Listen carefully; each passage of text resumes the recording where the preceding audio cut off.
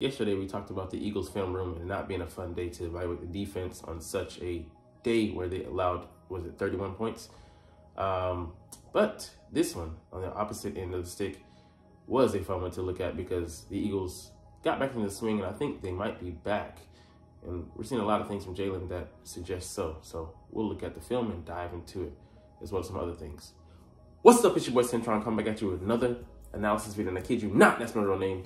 Eagles film analysis, all 22 offensive takeaways from the Commanders road game. So let's get into it, man. This guy here doing big things. All right, so they finally got back to the RPO game. A simple RPO glance to A.J. Brown, but the offensive line did a good job. You know, Landon Dickerson has been a prime candidate for violating, stepping past the 1 yard line, getting plays called back last year. I don't know, it was like 9 or so plays last year, but it was trendy for him. But everybody, I didn't hear a call on that all game. And it's one of those, easy buttons, easy for the offense to execute. We're going back to, recalls last year. Not total recall, but doing a little bit, and which is, going with something that's comfortable for the offense and gets us in a groove, which I don't have a problem with. And yeah, I agree here. The run-pass ratio can be skewed. But, on these two-way gives, it could be, run or pass, depending on what the linebacker does. The linebacker didn't crash downhill here. He decided to, he did crash downhill, so we decided to pass that out there to AJ. One of those easy ones. He runs a great route and gets, easy first down or near first down pickup for us there. So, it's obvious that, Jalen Hurts is still, he's still injured. He's still compromised.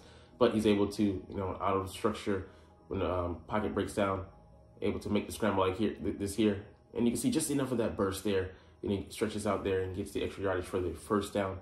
But no concerns the way he was moving. I mean, he's going to be limited. He won't be fully mobile. He's going to have to deal with it, for the next several weeks moving forward, until it, completely heals up. I don't know if it'll be able to heal on the mend completely, but he'll deal with discomfort, and, he's able to do enough to scramble. He's not a complete sitting duck out there. All right, this one here, I seen it live too. I was like, damn it, not another screenplay, but actually just inadequate blocking. And we get on Devonta Smith so much for being slight of frame, something he can't deal with. He's a great receiver, but he's just not the ideal candidate to be blocking down there. Which would have been A.J. Brown. This would have been the first down. And maybe more. Could have been a touchdown. Let's look at the play. See him at the inside. And, it's Agent Swift. Agent Zero, he could have busted free. We saw that, if you look at it here, he has, like, green grass. And he's able to get that one block from Devonta. Man, he might still be running, doing his burst. So, just, things didn't work out on that play.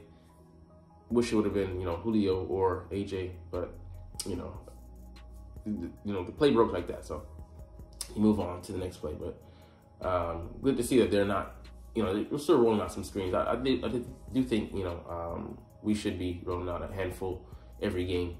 And especially, in the Dallas game, we might, actually highlight that because they have a ferocious pass rush. They like to be aggressive, use that aggressiveness against them in the right times. At the right times, I should say. All right, this is a crash play, short in and deep out. And it Hurts just drops it in there to AJ. So let's go and look at this play. Here he is at the bottom. All right, sorry, he's coming there over in the middle. They do a great job picking up the blitz. Gainwell as well in there, hanging in there, and man, it's just a he's in the slot. Okay, he fights your press coverage, but it's a tough ask for any cornerback to be able to cover him one-on-one, and you don't see him in the slot too much, but he uses that leverage against the cornerback, breaks out, has a lead, and Hurts just makes a great throw. But it is wonderful what you can see Jalen do from a clean pocket, and we haven't always had that. We'll get to that maybe in a day or two. But, he has a wherewithal. He's scrambling better in the pocket. I feel like he's finally maybe adjusted to the way the pocket's going to break this year. And, the turnovers, yeah, you know, we had one on the tush push, but I think they're gonna start to, you know, slim down in that margin. So hopefully we can start creating some turnovers more so on the back end and the front end, the front seven on defense. All right, let's see. Hurts has limited mobility, but he's able to create out of structure here. So nice, he's able to scramble a little bit and get the ball to AJ Brown. And the play kind of breaks down, and then he just, you know, he keeps rolling through the defense, and Hurts, you know, is able to move around the pocket. I know he's limited, but you know, he does a great job of, you know, seeing the field, keeping his eyes downfield. Whereas, you know, in the Jets game, he, you know, was dropping his eyes, you know, too often. So, yeah, you know, it's great to see progression. Like I said, he's really out there. I think looking at in this game, the best he has this season. And I think we're trending towards a direction of stability on offense. Even dealing with, you know, the red zone issues we still have, if we just hold them to the ball, maybe we put up a 50 or 40 burger on these guys. So, all right. AJ's a lone receiver on the trip side. I like when we ISO him. And I'm like, guys, you got to know that, you know, we're not going to go to the trip side. You know, they have to pay credence to that side because it's just the numbers. But, you know, it's a great play. AJ runs a great route here. Like this comeback, you know, is unreadable by the cornerback here. And he runs him off, and then that final stem at the top, man, just great. I think that might have been Emmanuel Forbes, you know, his son. But, you know, it's... If he tries to jump that, he gets maybe played, and AJ maybe plays it a different way. Might have been a touchdown. But yeah, just great stem. They're gonna give him that amount of separation, pay respect to his speed. Hey, we're gonna take it all motherfucking day, man. All right, so here's a dime from Hurts. He read the Mike linebacker and throwing away from him. So ball to Devonta Smith, great route from him on I think it's like a deep end. You see the route, you know, he's at the bottom here. Stem, and then he gets right in that space behind the mic, and then just a great anticipation throw from our QB1. Yeah, it's cover 2, and like they're gonna do that, and I don't know if they got a jam at the line, but you know, the Slim Reaper, he runs great routes. He's what he's known for. And then you're gonna give him that space to find a hole in the zone, easy money. All right, yeah, let's just talk about, you know, he says just nothing, it's just simple one-on-one with AJ. Okay, I lost him on the play, but okay, he's here at the top, and he just he beats the receiver, the DB off the ball, and then he's just able to make it turn it into a jump ball. Sorry, I'm clicking too much. But yeah, when he beats him off the line, it's just he's got one already, and then it's just the killer that he stops and catches it right there, like right when the DB is anticipating he's gonna keep going. There's nothing you can do about that. I mean, it's just, he was in good position.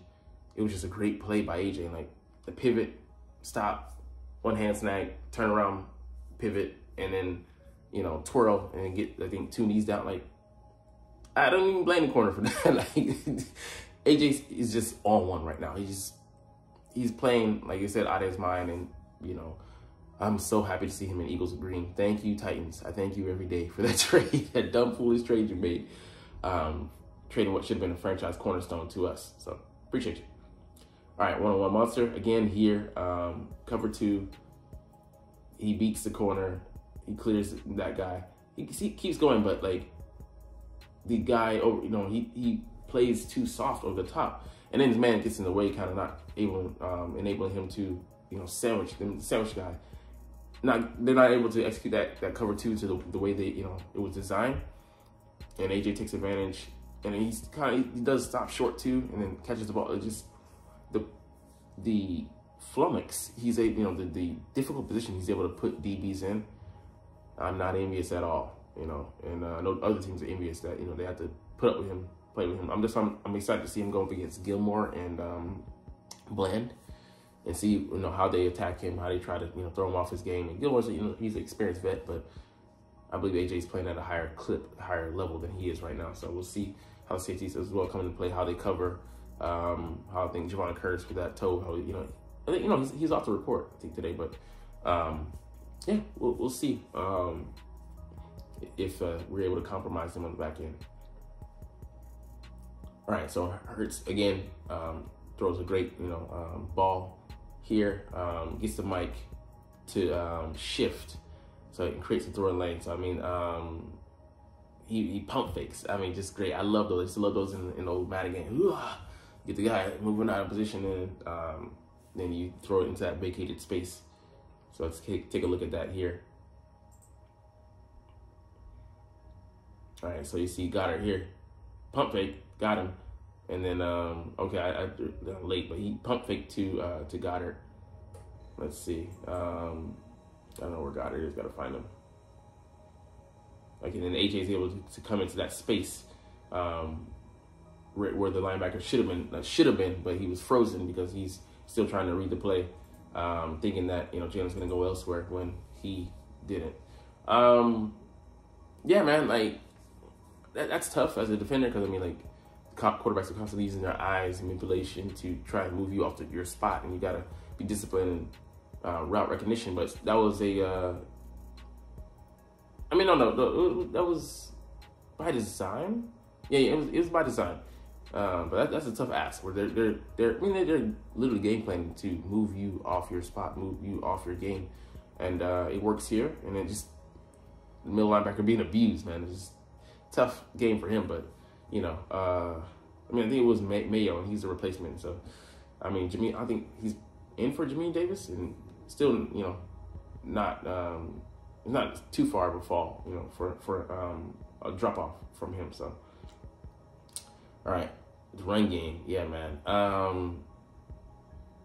We zone runs, and we don't have the threat of Jalen right now, so it's gonna be a detriment trying to run the regular offense with Jalen hobbled, and teams are obviously they know that, and they're gonna key in on that. They're not gonna pay any credence to him, so that means RPO game. When it's involving Jalen, it's not going to be viable, as well as the zone reads, where we have him, where he has the ball, or the running back. We're not going to run those because he's compromised physically right now. I definitely want to see us run with more traditional power, counter and dart, tackle power. Remember how those guys, especially the left side, Landon and Jordan Mailata are a power combo, and then Lane, he, and him and Jordan, two of the best in the game right now. We have the best right tackle, one of the best tackles in the game, in Lane Johnson. But yeah, Rashad Penny, I feel like he'd be able to give us that power element. But for whatever reason, we're not using him. Gainwell's not a huge back. I'd actually rather use Boston Scott more in the red zone than we using Gainwell. Don't have a problem with him, operating in a 2-minute offense. Or in between the 20s, but I want to see someone else replace him in the red zone. Preferably Swift as well, because he's been money. When you use Swift, it's been Swift to get to that touchdown. We use Gainwell, we haven't Gainwell.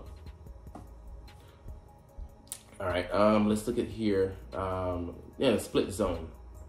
If that's what we have to do, that's fine. Run holes like this is kind of like not a power and not a counter, but inside zone run, and I'll take that. As long as we're able to run whatever we have to scheme up, cook up to run behind the power of our line. That's what you do. And I don't know. Hopefully we get Cam Jurgens back this week. We'll see. We'll actually dive into that a little bit in the second after this article. But yeah, man, we got to get the run game going. Got to figure it out because it's a huge part of our offense. We were steamrolling people early in the year. We got away from it, and we've struggled in certain elements. It's great that we're able to throw the ball, but it pays. It's going to pay dividends down the line as well, because when the games get colder, you're not going to be able to air it out, as we normally would, or during the warmer weather seasons. Let's see, the split zone. So Jack Stahl and Goddard, blocking defenders, and then the crossing the formation. We showed them that ad nauseum. So you inundate people and you set them up for the okie doke, because when you show them again, naturally, even if it's just for a split second or a second or two, they hesitate or they go with what you've been showing them, because that why would I not believe you at this point? And then you got, you know, suddenly, bam, a surprise waiting for him. And that's what happens on this play, where they think that Goddard's just going to cross formation and block this guy. And he, you know, he goes, he's like, oh man, I thought he was going to block. And he's wide open, you know, his defender, you know, bam. So now you've put doubt into the defense's mind, and now they don't know what to expect. You know, could be a pass, could be, you know, a block. Now they're in, you know, consternation land, no man's land. And yeah, it's the best place for them to be, not for us. Or no, for us, if that was our defense. Yeah, this is a play action to Julio Jones. I don't care. Yeah, like I said, they said here, I don't care if he's just a red zone weapon. If we get a handful of touchdowns out of him, we got to call this experiment a win. Because at this stage in his career, we're not expecting him to go out there and have 100-yard games or have a high volume of catches and yards. If he can come out there and play a role and do his job, be a threat, especially in the red zone, with, you know, him having a, you know, disparity between other receivers in his size, that's a freaking win. So play action here. Let's see, there's Julio Jones. The linebackers bite, hold him in space. They're not able to occupy that underneath space, and he's able to make that catch in the end zone. I mean, it might have been, you know, a legal helmet to helmet there, but they pick up the flag. We don't go for two, but, you know, we'll go for the singular digit. But yeah, man, great pickup. He can, you know, in small spurts, he can still be highly effective, as we see here.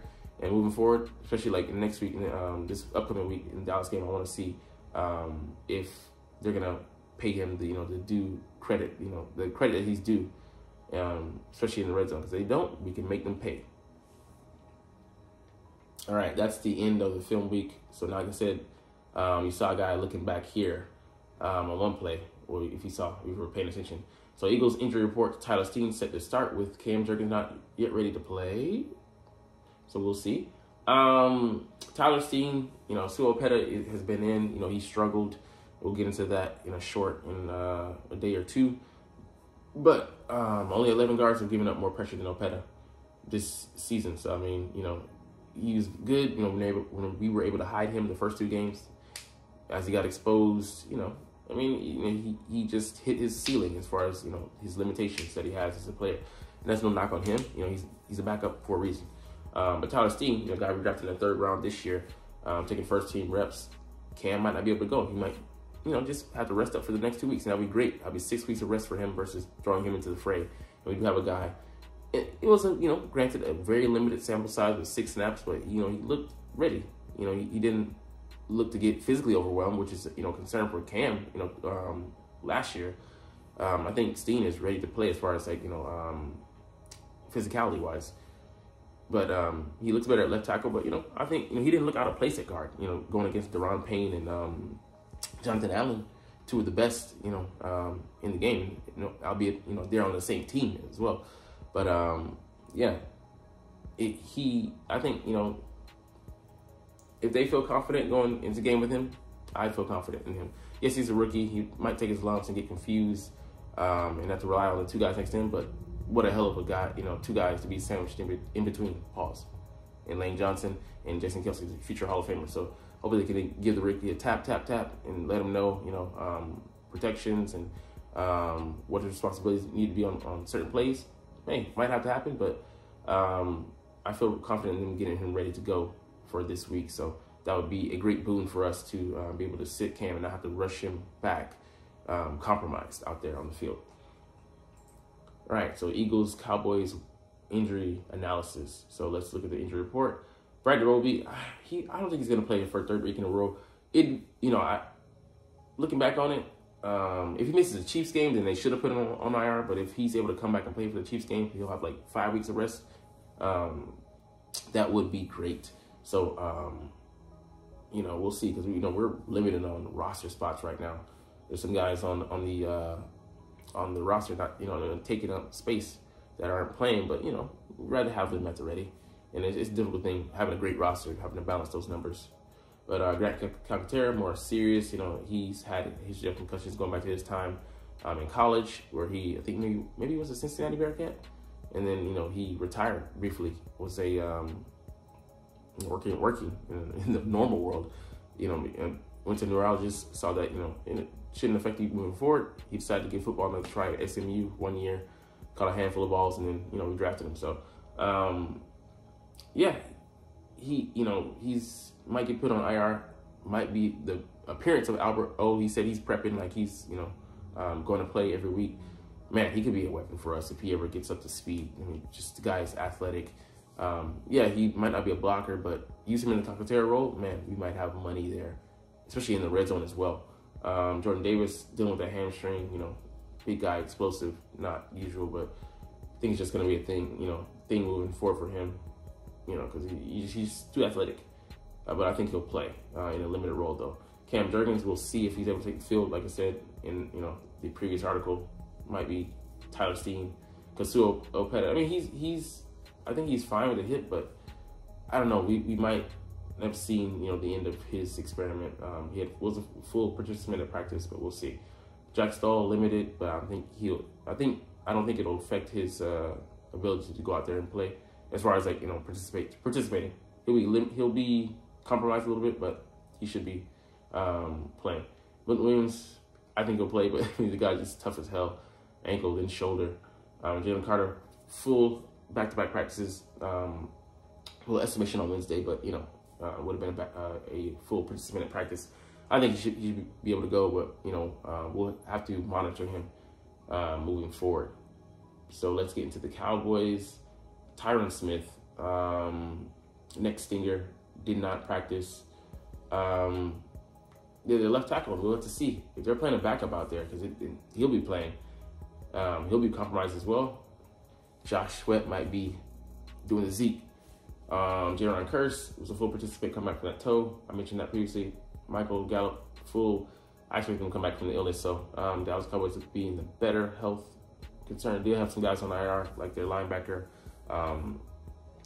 in LV, whatever his name is. But we'll look at one more thing, and then we'll get up out of here. All right, so these guys all have the Eagles winning, you know, albeit by a small margin. But, you know, I'm like, no Cowboys fans are picked. I mean, no Cowboys. Nobody picked the Cowboys, and a -3. So I mean, it's a very slim margin. I'll only be given that because we're the home team. But I love what they commented here. The Eagles have won. We secured our 4th one-possession win in 5 such games this season. So I mean, we lost the one with the Jets. I believe. Well, I mean, yeah, that would be the only one. But I like that they're saying that, you know, we've been stress tested in 2023. We've won games in a myriad of ways. Hurts has had to, you know, bring the team back. You know, comebacks. He's, you know, has a maybe undefeated or great winning percentage in those situations. Dak is like 1-7 or something like that. You know, just pathetic. They have more faith in the Phillies' ability to withstand a rough and tumble divisional matchup at home than Dallas to win ugly. Yeah, because when Dallas has won, they've been front runners. You know, everything's fallen in place for them, and everything's been in order. They've been able to front run. You know, coming from behind, they lost to the Cardinals. You know, 28-16. They jumped out in front of them. They got drubbed by the 49ers. Somebody said curve stomp. I love that example because, yeah, it was a bludgeoning. 42-10. It was just, I mean, not you just quit. I mean, I'm not saying they quit, but just they had no answers on either side. So we'll see how it goes, but we'll talk about, you know, matchups tomorrow and get into some things. So love talking about these boys, the Eagles. I love making these videos, but you're not even watching though. It's all good, as always. I love making these videos, so we're gonna get up out of here. But like I said, for deuces, as always, fly Eagles fly, and let's motherfucking go. Like, comment, share, subscribe. Thanks for watching. Check me out at Centron Anime, Centron Life, or Centron Laughs, or other social media.